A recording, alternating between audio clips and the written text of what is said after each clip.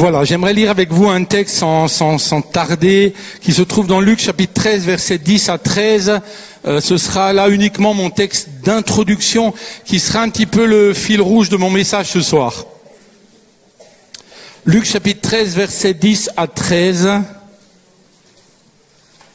Quand j'ai préparé ce message, et il travaille mon cœur depuis quelques jours déjà, j'ai été extrêmement travaillé dans mes émotions. Il y a plein de choses dans mes émotions qui se sont passées à l'intérieur de moi.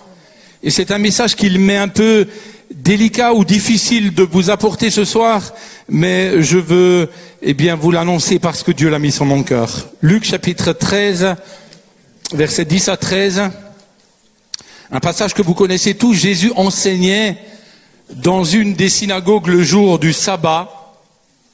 Et voici, il y avait là une femme possédée d'un esprit qui la rendait infirme depuis 18 ans. Elle était courbée et ne pouvait aucunement se redresser. Lorsqu'il la vit, Jésus lui adressa la parole et lui dit « Femme, tu es délivrée de ton infirmité. » Et il lui imposa les mains. À l'instant, elle se redressa et glorifia Dieu, et l'Église dit Amen. Nous devons répondre Amen lorsque ce que nous lisons dans la parole de Dieu se termine par des guérisons, par des vies transformées, par l'œuvre que Jésus accomplit ici et là, et qu'il accomplit encore aujourd'hui. Parce que je pense que vous êtes tous d'accord avec moi, Jésus est le même hier, aujourd'hui et éternellement. Amen. Je voudrais ce soir parler non pas forcément de la guérison physique, celle produite en tout cas dans le texte que nous venons de lire par Jésus auprès de cette femme qui, après avoir été courbée pendant 18 ans, a été au contact de Jésus, priant pour elle, au redresser. Mais je voudrais en particulier ce soir parler d'un Jésus qui redresse des personnes qui peuvent être courbées à l'intérieur d'elles. Il y a des personnes qui peuvent être d'apparence très dignes et vivant des choses qui ont été ou qui sont difficiles et qui font d'elles, comme des personnes qui à l'intérieur d'elles sont courbées. S'il était possible de scanner ce que vous êtes à l'intérieur de vous, je suis persuadé que l'on verrait peut-être dans plusieurs de vos vies intérieures comme des femmes courbées ayant besoin, ou des hommes courbés ayant besoin d'être relevés, redressés par le Seigneur. Et le titre de mon message ce soir, c'est « Jésus t'aime, il te redresse ». Je voudrais lire une histoire qui pour moi est l'une des histoires les plus sordides de la parole de Dieu. Et je voudrais retirer de cette histoire, de ce texte, et du vécu d'une des personnes, en particulier l'offensée dans cette histoire, j'aimerais retirer de son vécu, combien nous pouvons lui ressembler aujourd'hui à l'intérieur de nous. Lisons ensemble 2 Samuel, chapitre 13, il s'agit de Tamar. 2 Samuel chapitre 13, versets 1 à 21. Permettez-moi de lire l'histoire. Je voudrais que l'on se pose dans l'histoire ce soir et qu'on puisse la lire non pas juste avec un regard de lecteur, non pas juste avec le regard de quelqu'un qui lit une histoire comme si elle n'était que du passé, mais que l'on puisse lire cette histoire avec non pas seulement nos yeux, mais également nos tripes. Voici ce qu'il est dit. Après cela, voici ce qui arriva. Absalom, fils de David, avait une sœur qui était belle et qui s'appelait Tamar. Et Amnon, fils de David, l'aima. Amnon était tourmenté jusqu'à se rendre malade à cause de Tamar, sa sœur, car elle était vierge, et il paraissait difficile à Amnon de faire sur elle la moindre tentative. Amnon avait un ami nommé Jonabab, fils de Chiméa, frère de David. Et Jonadab était un homme très habile. Il lui dit, pourquoi deviens-tu ainsi chaque matin plus maigre, toi, fils de roi? Ne veux-tu pas me le dire? Amnon lui répondit, j'aime Tamar, sœur d'Absalom mon frère. Jonadab lui dit, mets-toi au lit et fais le malade. Quand ton père viendra te voir, tu lui diras, permets à Tamar, ma sœur, de venir pour me donner à manger, qu'elle prépare un mets sous mes yeux, afin que je le voie et que je le prenne de sa main. Amnon se coucha, fit le malade. Le roi vint le voir, et Amnon dit au roi David, je te prie que Tamar, ma sœur, vienne faire 2 gâteaux sous mes yeux, et que je les mange de sa main. David envoya dire à Tamar, dans l'intérieur des appartements, va dans la maison d'Amnon, ton frère, et prépare-lui un mets. Tamar alla dans la maison d'Amnon, son frère qui était couché. Elle prit de la pâte, la pétrit, prépara devant lui des gâteaux et les fit cuire. Prenant ensuite la poêle, elle les versa devant lui. Mais Amnon refusa de manger. Il dit, faites sortir tout le monde. Et tout le monde sortit de chez lui. Alors Amnon dit à Tamar, apporte le mets dans ma chambre, et que je le mange de ta main. Tamar prit les gâteaux qu'elle avait faits et les porta à Amnon, son frère, dans la chambre. Comme elle les lui présentait à manger, il la saisit et lui dit, viens, couche avec moi, ma sœur. Elle lui répondit, non, non, frère, ne me déshonore pas, car on n'agit point ainsi en Israël. Ne commets pas cette infamie. Où irai-je, moi, avec ma honte? Et toi, tu serais comme l'un des infâmes en Israël. Maintenant, je te prie, parle au roi, et il ne s'opposera pas à ce que je sois à toi. Mais il ne voulut pas l'écouter. Il lui fit violence, la déshonora et coucha avec elle. Puis Amnon eut pour elle une forte aversion, plus forte que n'avait été son amour. Et il lui dit, lève-toi, va-t'en. Elle lui répondit, n'augmente pas en me chassant le mal que tu m'as déjà fait. Il ne voulut pas l'écouter. Et appelant le garçon qui le servait, il dit qu'on éloigne de moi cette femme et qu'on la mette dehors et ferme la porte après elle. Elle avait une tunique de plusieurs couleurs, car c'était le vêtement que portaient les filles du roi, aussi longtemps qu'elles étaient vierges. Le serviteur d'Amnon la mit dehors et ferma la porte après elle.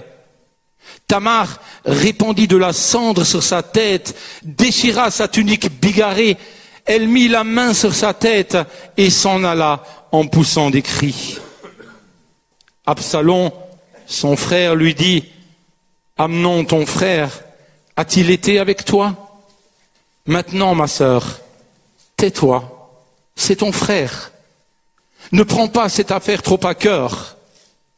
Et Tamar, désolée, demeura dans la maison d'Absalom, son frère. Le roi David apprit toutes ces choses et il fut très irrité. Absalom ne parla ni en bien ni en mal avec Amnon, mais il le prit en haine parce qu'il avait déshonoré Tamar, sa sœur. Quand j'ai lu cette histoire, elle a produit tour à tour en moi plusieurs réactions. D'une part, de la colère face à la manière dont Tamar a été traitée, de la tristesse évidemment, face à ce que Tamar était vis-à-vis de la manière dont elle a été traitée, mais également de la révolte. J'aimerais vous passer peut-être au crible certains des acteurs de ce texte pour que nous ayons différents points de vue. Le premier, j'aimerais parler du lecteur. Et je crois, et je le disais tout à l'heure, qu'il est important que nous ne lisions pas cette histoire avec froideur, avec désinvolture, désintérêt, ou peut-être de manière religieuse. Voyez-vous, souvent on lit les histoires de la Bible et on a l'impression qu'on lit ces histoires comme si c'était des histoires passées. Alors que lorsque je lis cette histoire, je me rends compte qu'elles sont si souvent, dans ce que j'entends, encore tellement actuelles. La lire de manière religieuse, c'est peut-être élargir l'angle de cette histoire et se dire finalement, s'il est arrivé ce que nous avons lu dans ce texte, c'est de la faute à David. C'est parce que David a péché. Il a couché avec Bathsheba. Il a fait tuer Uri. Alors Nathan est venu l'avertir. Mais malgré le fait que David se soit repenti, eh bien, il y avait sur sa famille une malédiction déclarée. Et si nous lisons cette histoire, sans prendre garde à la souffrance de Tamar, alors nous pouvons la lire de manière très désinvolte. Finalement, elle a ce qu'elle mérite. Finalement, elle est sous la malédiction prononcée sur David à cause de son péché. Finalement, tout ce que l'on sème, on doit un jour le récolter. Bien sûr que c'est vrai. Bien sûr que ce que nous semons, il nous faut le récolter. Mais lisons cette histoire en regardant la souffrance de Tamar.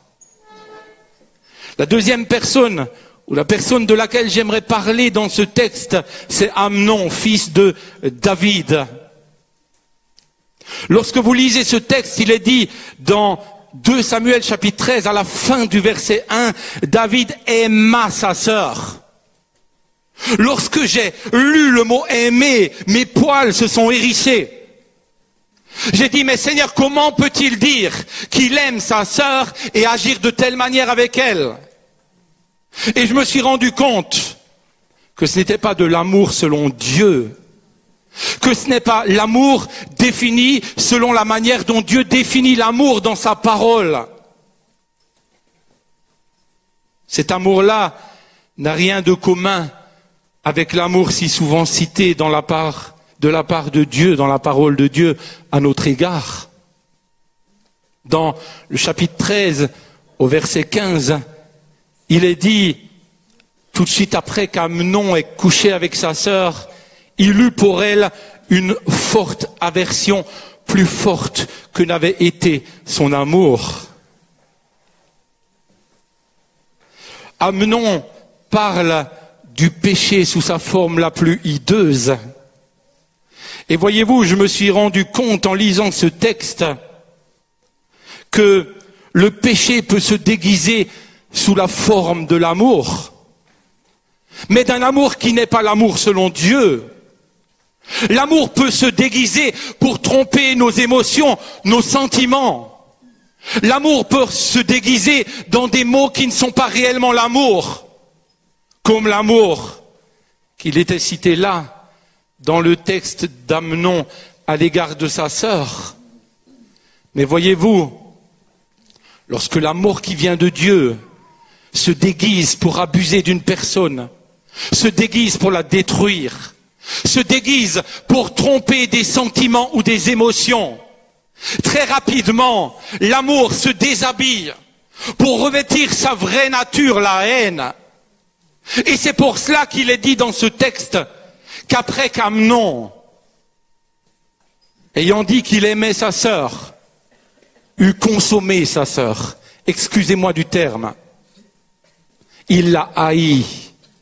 Il a déshabillé cet amour qui n'était pas l'amour selon Dieu, et il l'a haï. Combien l'amour aujourd'hui est déformé. Combien l'amour qui n'est pas l'amour selon Dieu est déformé, trompe les personnes, les détruise.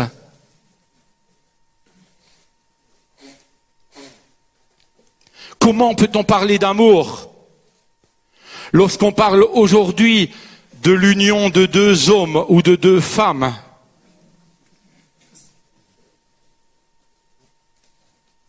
comment peut-on dire que l'on aime ses enfants et que parallèlement à cela, on trompe son épouse ou son époux, faisant alors souffrir ses enfants? Ce n'est pas l'amour selon Dieu. Comment peux-tu dire que tu aimes tes enfants tout en entretenant avec eux des relations malsaines? Ce n'est pas sérieux. Ton langage sur l'amour n'est pas cohérent.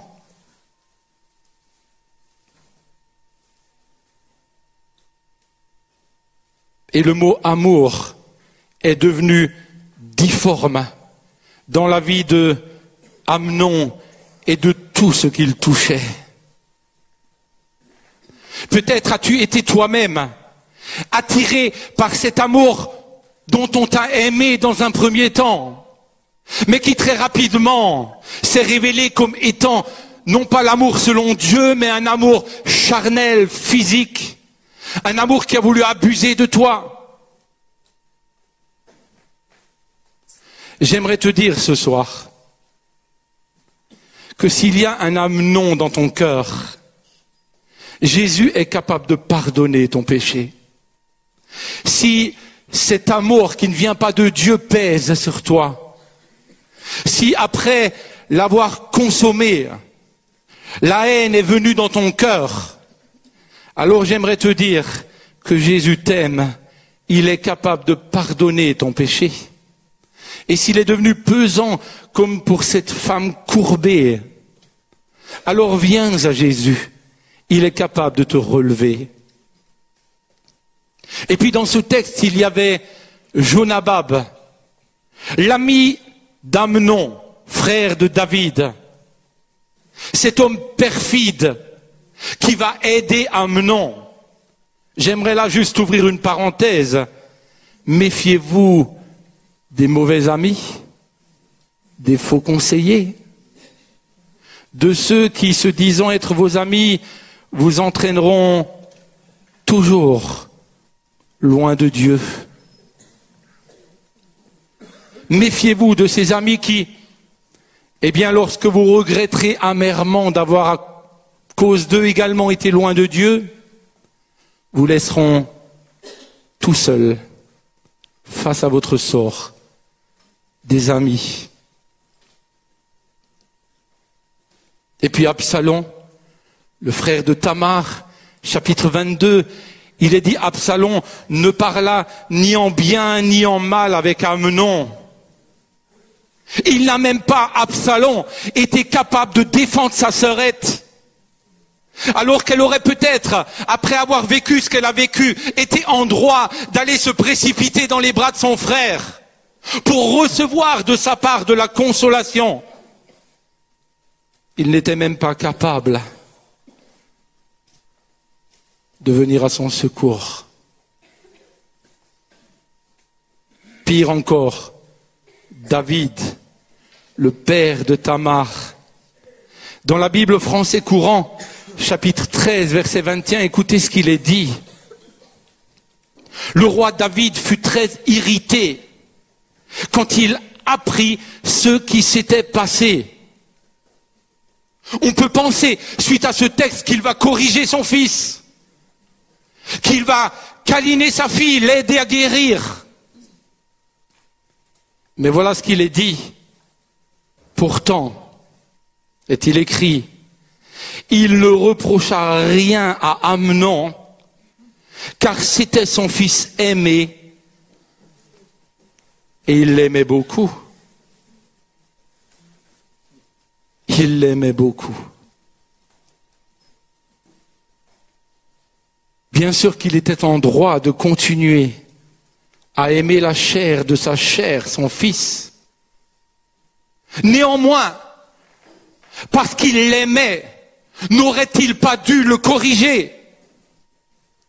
N'aurait-il pas dû prendre Tamar sous son aile et l'aider à passer la souffrance vécue par cet homme, Amnon.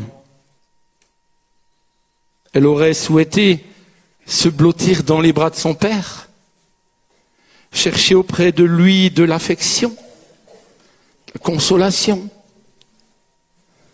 Elle aurait voulu se blottir dans les bras de son frère, de son père. Mais elle y a trouvé là des personnes incapables de venir à son secours. Tamar signifie palmier ou droit.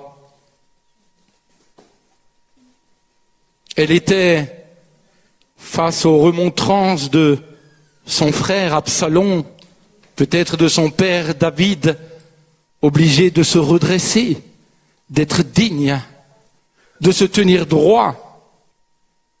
Peut-être qu'il y a des gens ici, vous avez l'air tellement digne, tellement droit, tellement comme des palmiers. Et à l'intérieur de vous, une souffrance, une femme courbée, que Jésus ne demande qu'à redresser.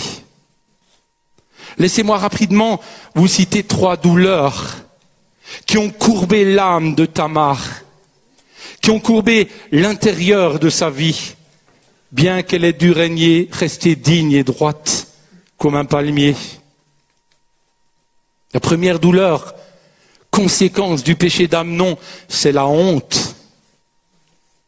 2 Samuel chapitre 13 verset 13, elle dira la chose suivante: où irai-je moi avec ma honte?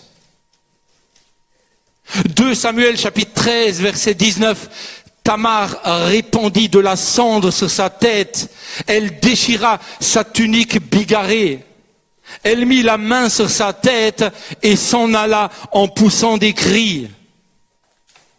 Alors que sa vie était colorée à l'image de sa robe bigarrée. Voilà qu'après cet acte odieux, Tamar a déchiré sa robe et sa vie n'était plus qu'une vie en noir et blanc. Où irai-je avec ma honte? La honte devenait son compagnon de route. La honte allait la suivre chaque jour de sa vie. Elle s'en alla, est-il dit. Mais partout où elle allait, la honte allait la suivre. Honte de ce que Amnon avait fait dans sa vie. Si tu devais aujourd'hui porter un vêtement pour exprimer ce que tu as vécu, quel serait l'état, la couleur de ton vêtement? S'il était possible de regarder l'habit de ton âme, quelle sorte de vêtements porterais-tu? Rappelez-vous, Adam et Ève, lorsqu'ils ont désobéi à Dieu, ils portèrent un vêtement de honte, des ceintures de feuilles de figuier. Souvent dans la parole de Dieu, lorsqu'on parle de la honte, on parle d'un habit, de se revêtir. Psaume chapitre 119 verset 80, il est dit que mes adversaires revêtent l'ignominie, qu'ils se couvrent de leur honte comme d'un manteau. La matière première de la honte, c'est le péché. Et lorsque le péché vient et qu'il est accepté, entre autres dans ce texte sous la forme la plus hideuse, il produit la honte. Laissez-moi vous lire simplement quelques péchés que la honte a produits. Les choses faites dans le secret. Éphésiens chapitre 5 verset 12, car il est honteux de dire ce qu'ils font en secret. Dieu voit ce que vous faites en secret. Il voit ce que chacun de nous faisons en secret. Le mensonge. Proverbe chapitre 13 verset 5. Le juste hait les paroles mensongères. Le méchant, par opposition à ce qui a été dit au début, cela sous-entend le menteur. se rend odieux et se couvre de honte. La paresse. Proverbe, chapitre 10, verset 5. Celui qui amasse pendant l'été est un fils prudent. Mais celui qui dort pendant la moisson est un fils qui fait honte. Les moqueurs. Psaume 70, verset 4. Qu'ils retournent en arrière par l'effet de leur honte, ceux qui disent « Ha ha !» Je me rappelle un jour, je crois déjà raconté cette expérience, mais lorsque je travaillais encore dans le commerce, un des chauffeurs qui nous livrait régulièrement, très souvent lorsque je parlais du Seigneur, rigolait et disait « Ah ah !» en rajoutant derrière ces rires sarcastiques des jurons alsaciens. Du style, je ne dirais pas en alsacien, mais Dieu donne-moi. Vous le connaissez bien. Et je le regarde et lui dis, fais attention, ne te moque pas de Dieu. Si tu te moques de Dieu un jour, Dieu se manifestera. Pas 8 jours après, cet homme apparaissait dans la première page du journal local, l'Alsace. Son camion avait descendu les Vosges pour venir nous livrer et les freins avaient lâché. Cet homme était rentré dans une maison et avait été coupé en deux. Les moqueurs et ceux qui persistent et persévèrent à se moquer. Et puis les paroles qui outragent. Job, chapitre 19, verset 3. Voilà 10 fois que vous m'outragez. N'avez-vous pas honte de m'étourdir ainsi? Ne pas corriger ses enfants qui le méritent. Savez-vous que cela produit la honte? Il est dit dans Proverbe, chapitre 29, verset 15, la verge et la correction donnent la sagesse, mais l'enfant livré à lui-même fait honte à sa mère. Combien souvent je vois aujourd'hui des mères qui ont honte du comportement de leurs enfants. Mais si souvent, la raison en est parce qu'elles n'ont pas corrigé leurs enfants.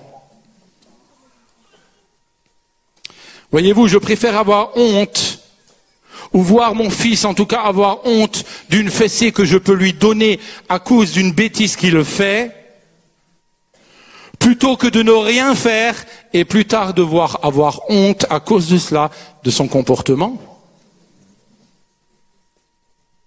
Mettre notre confiance en l'homme plutôt qu'en Dieu, douter. Esdras, chapitre 8, verset 22, c'est un texte que Sam lisait l'autre jour qui m'a fait beaucoup de bien. Et il est dit là, j'aurais eu honte de demander au roi une escorte et des cavaliers pour nous protéger contre l'ennemi pendant la route, car nous avions dit au roi, la main de notre Dieu est pour leur bien sur tous ceux qui le cherchent, mais sa force et sa colère sont sur tous ceux qui l'abandonnent. Il y a eu tout à l'heure une parole pour une personne lui demandant de ne rien dire dans le cadre de ses besoins, mais promettant que Dieu allait l'aider. À combien souvent j'ai vécu l'aide de Dieu dans mes difficultés. Et puis je termine, un dernier point, il y en aurait bien sûr d'autres, mais marier un homme ou une femme étrangère à l'évangile. Jeune homme, jeune fille, faites le choix d'un jeune homme ou d'une jeune fille qui aime le Seigneur. Fondez votre couple sur la priorité servir Dieu ensemble. Voici la prière d'Esdras qui confesse le péché du mariage d'hommes d'Israël avec des femmes étrangères dans Esdras chapitre 9 versets 6 à 7. Voilà ce qu'il dit, mon Dieu, je suis dans la confusion et j'ai honte, ô mon Dieu, de lever ma face vers toi. Car nos iniquités se sont multipliées par-dessus nos têtes, et nos fautes ont atteint jusqu'aux cieux. La honte couvre aujourd'hui nos visages. Si pour différentes raisons, vous êtes aujourd'hui habillés, poursuivis par la honte, comme l'a été Tamar, soit à cause de vos erreurs, soit à cause, du fait que vous ayez été victime du péché. Voilà au moins 2 promesses que fait Dieu.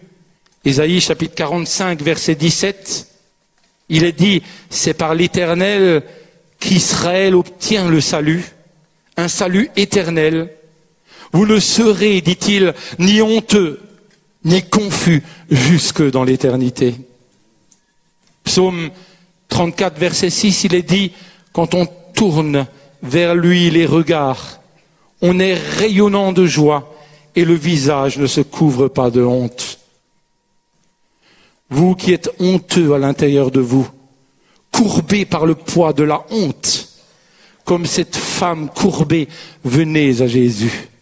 Il vous touchera, il vous guérira, il vous libérera et vous permettra alors de vous relever. Deuxième point, et je vais y passer assez vite, deuxième blessure, deuxième attitude, c'est la culpabilité. Tamar a culpabilisé. La définition de la culpabilité, c'est l'état d'une personne qui se sent coupable. C'est bien de se sentir coupable par rapport à une erreur que l'on a commise. La bonne culpabilité nous amène à la repentance et nous permet de trouver le pardon. Mais il y a également cette culpabilité dont nous parle la deuxième partie de la définition. Sentiment d'une personne qui se juge coupable, mais qui, comme dans le cas de Tamar, n'a pas été coupable. Et il y avait sur sa vie un poids de culpabilité.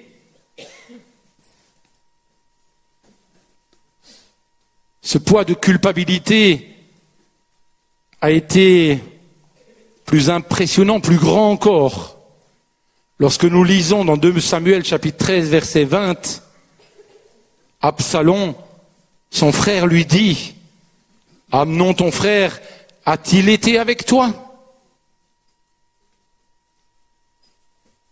Quand j'écoute le conseil que lui donne Absalom, j'ai envie de le mordre.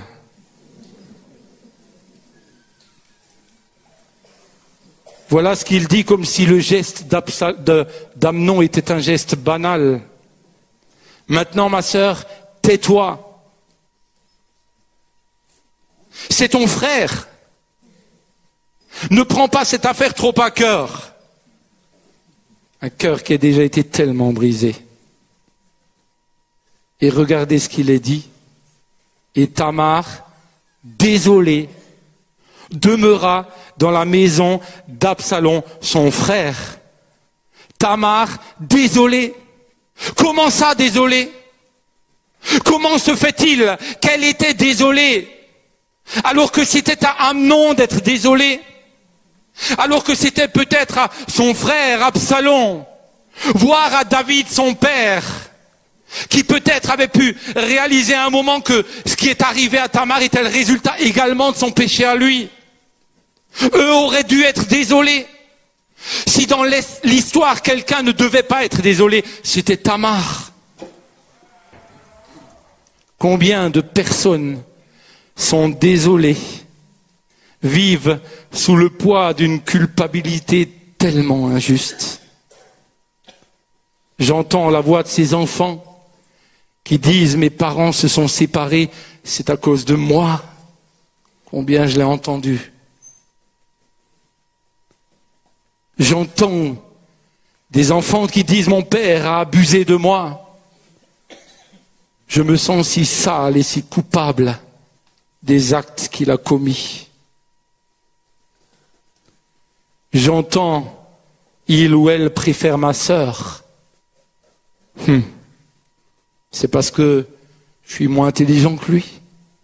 moins beau que lui. Et il culpabilise. J'entends des parents qui, sous la colère, disent à leurs enfants des mots qui culpabilisent. T'es nul, tu feras jamais rien de ta vie, tu seras jamais capable. T'es un pauvre gars.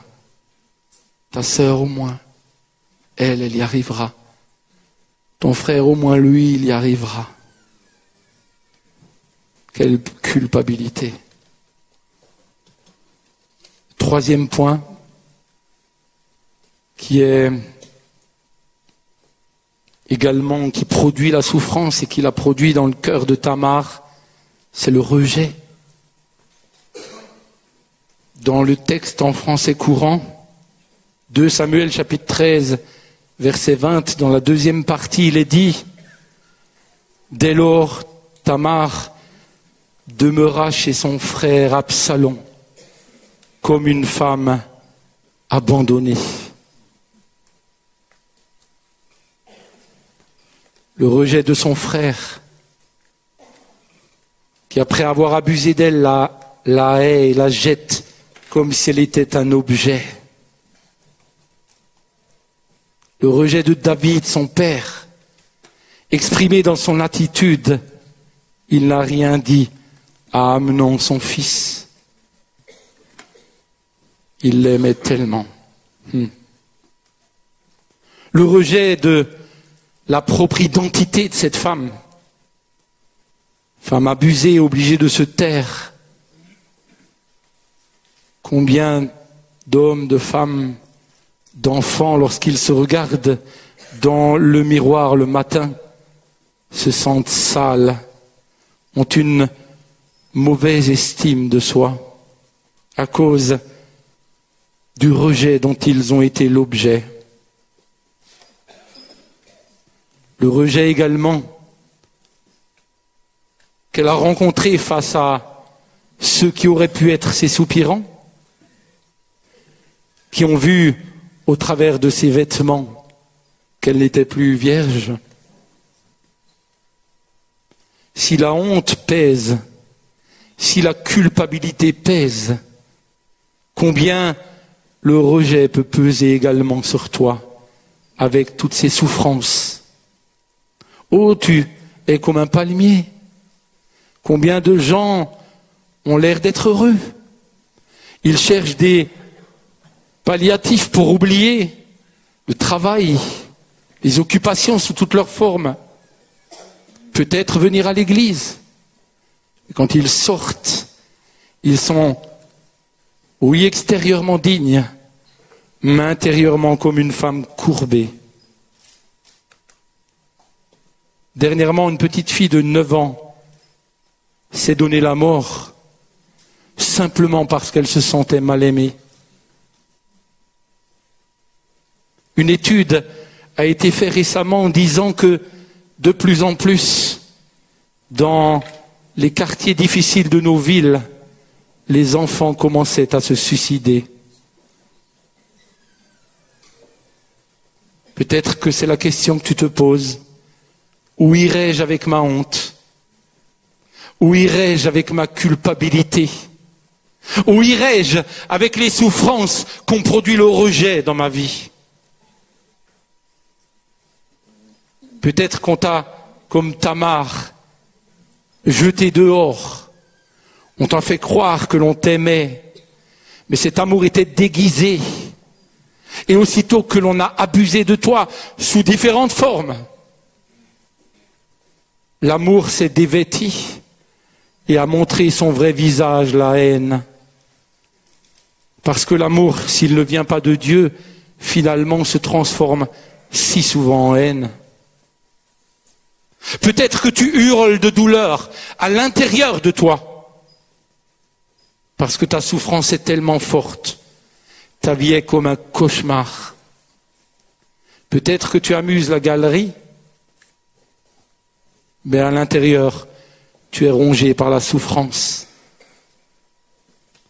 Tu trembles, tu as peur, tu es fatigué. Tu ne peux pas te relever, pas plus que la femme courbée que nous avons lue tout à l'heure n'a pu se relever d'elle-même. Alors laisse-moi terminer par cette bonne nouvelle. Comme cette femme courbée, viens à Jésus.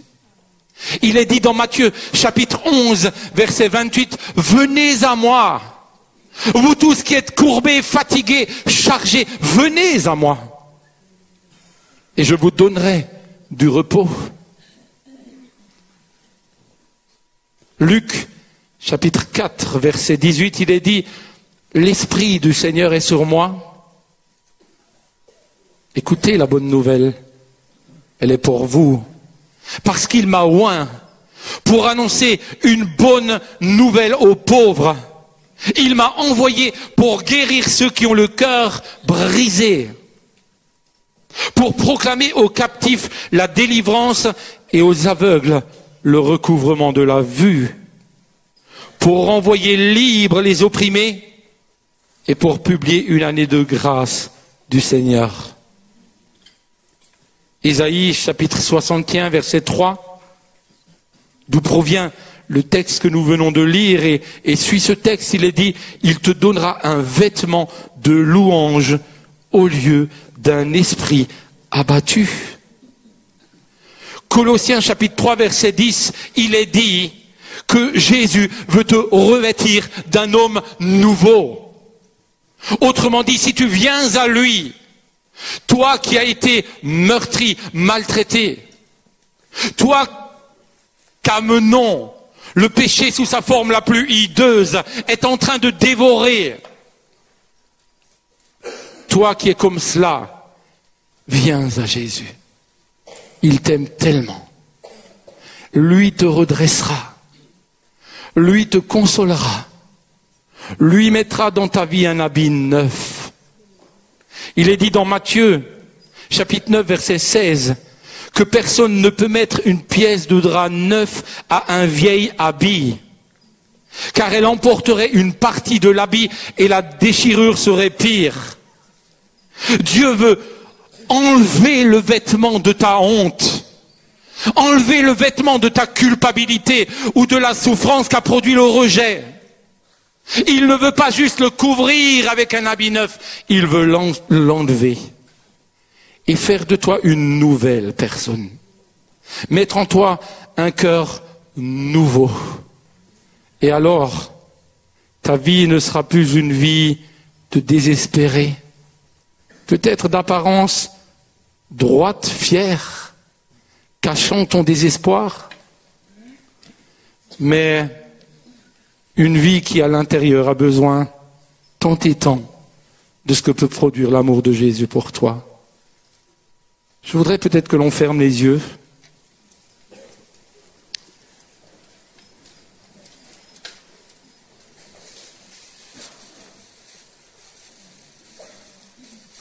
Pendant que je demanderai à un musicien de venir, Sam également de terminer par la prière. Et terminer par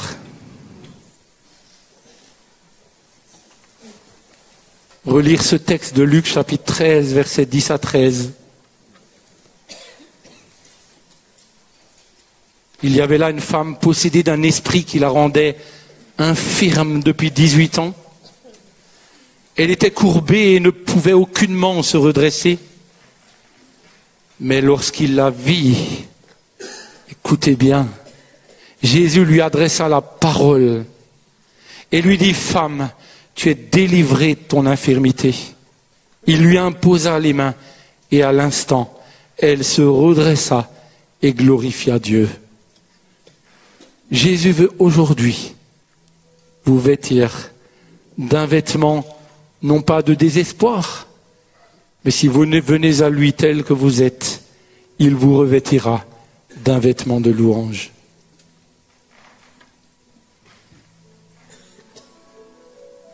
Simplement pendant un instant, alors que le clavier joue, que Bernard nous joue ce merveilleux chant qui dit « Je suis celui qui te guérit ». Restons un instant dans le silence.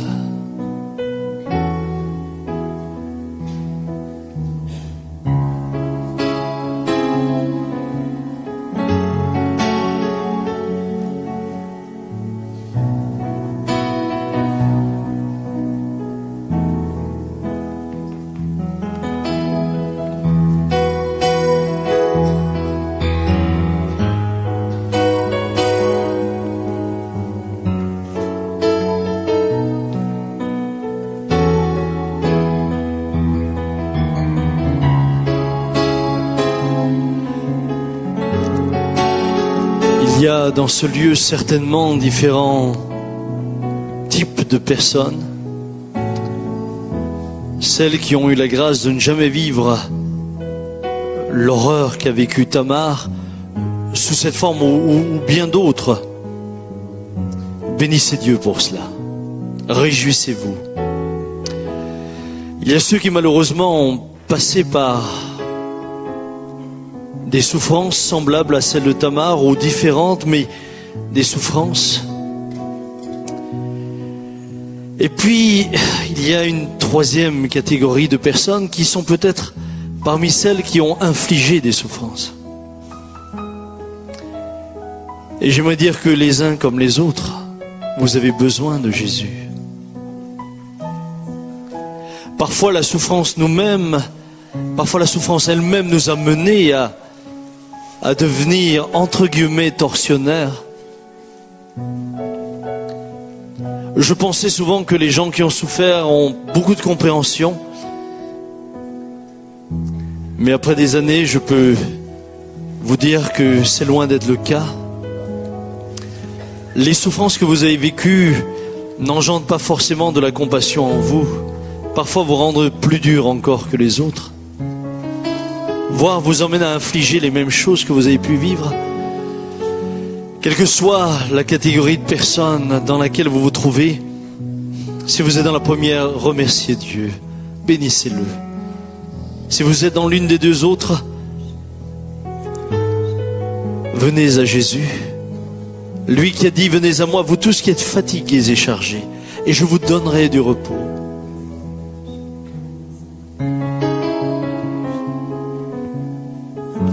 Le terme fatigué, étymologiquement, est le même que coup et marteau. En d'autres termes, vous tous qui avez pris des coups, venez à Jésus. Je ne vais pas faire un appel ce soir en vous demandant de venir à l'avant, mais je vais vous inviter à venir vers Jésus. Est-ce que nous pourrions nous lever ensemble? Est-ce que chacun, individuellement, pourrait lui dire, Seigneur, je viens à toi. Peut-être ce soir pour déposer ma souffrance, ou peut-être ce soir pour demander pardon à ceux que j'ai offensés.